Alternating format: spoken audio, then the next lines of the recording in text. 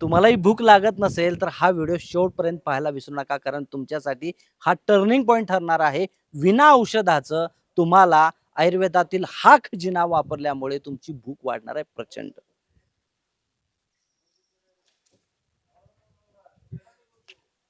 हा आहे अळू. अळू प्रत्येकालाच माहिती आहे. पांढरा अळू आणि काळा अळू असे 2 प्रकार आयुर्वेदात वर्णित आहेत. बऱ्याच लोकांना वाटतं, की काळा अळू म्हणजे देशी अळू. तसं नाहीये. तर हे दोन्ही देशीच आहेत. ज्याच्या पाठीमागचा भाग पांढरट असतो आणि ज्याचा भाग हा काळसर असतो. अशा ह्या 2 पाठीमागच्या भागांवरनं आणि रंगांवरनं आयुर्वेदामध्ये सुद्धा याचे 2 प्रकार सांगितलेले आहे, की जो श्वेत अलूक आणि कृष्ण अलूक असे 2 प्रकार ग्रंथामध्ये सापडतात. धन्वंतरी निघंटू असतील, राज निघंटू असेल, इवन भावप्रकाश निघंटू असेल, या निघंटूमध्ये या अलूक या संस्कृत शब्दाच्या खाली बरेचसेच उपयोग सांगितले जातात आणि सांगितलेले संस्कृत शब्दामध्ये खूप श्लोकही आढळतात. याच्यामध्ये याचा सगळ्यात महत्त्वाचा आपण उपयोग करतो ते म्हणजे पानांचा. पानं प्रत्येकजणच खातात.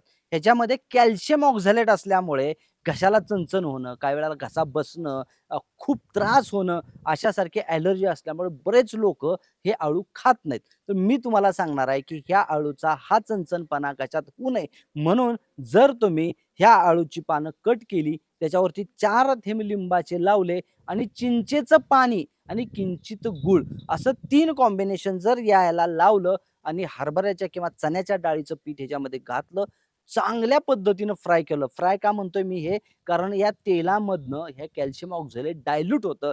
त्याचा चणचणपणा प्रचंड कमी होतो. असंही आपण करू शकतो, की हे पहिल्यांदा वाफलून घ्यायचं आणि मग तेलामध्ये फ्राय करायचा. ते तेल वापरत असताना सुद्धा शेंगदाण्याचं तेल वापरलं तर अतिउत्तम. याच्यामुळे याच्यातला जो कॅल्शियम ऑक्झॅलेटचा जो साइड इफेक्ट आपण म्हणतो घशाला होतो, तो बराच कमी होतो.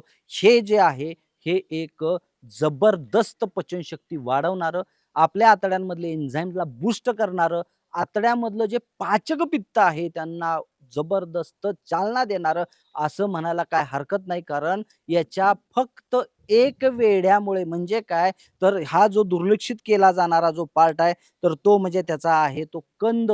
ज्यावेळेला बऱ्याच वेळेला मुख्य जो कंद आहे, 1-1 फुटापर्यंत जाड आणि लांबीला 2-2 फुटापर्यंत इतका मोठा याचा कंद असतो. पूर्वीच्या काळापासून हे कंदमूळ म्हणून त्याची चिप्स करतात. विशेष करून कोकणामध्ये त्याचे चिप्स करतात. त्याला एक प्रकारचं तेल लावतात, मोहरीचं किंवा आपल्या करडीचं तेल आणि त्याला लावून फ्राय केला जातो किंवा भाजलं जातं आणि मग त्याच्यावरती चिंचेचं पाणी, लिंबू आणि थोडंसं मीठ असं लावून तो पार्ट थोड्या-थोड्या तुकड्यांमध्ये खाल्ला जातो.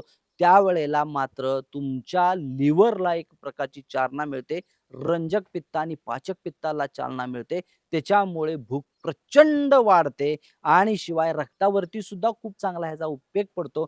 म्हणून ज्यांना भूक लागत नाही त्यांनी जर मी सांगितलेला हा उपाय म्हणजे काय, तर याचा कंद काढा आणि मध किंवा तुपामध्ये 1 किंवा फक्त 2च वेळे काढा आणि ते चाटण जिभेला लावा.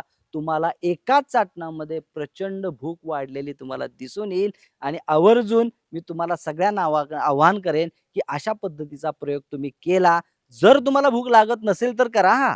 तर तुम्हाला भूक किती लागली हे कळवायला विसरू नका. आपल्या कमेंटची आम्ही वाट पाहू.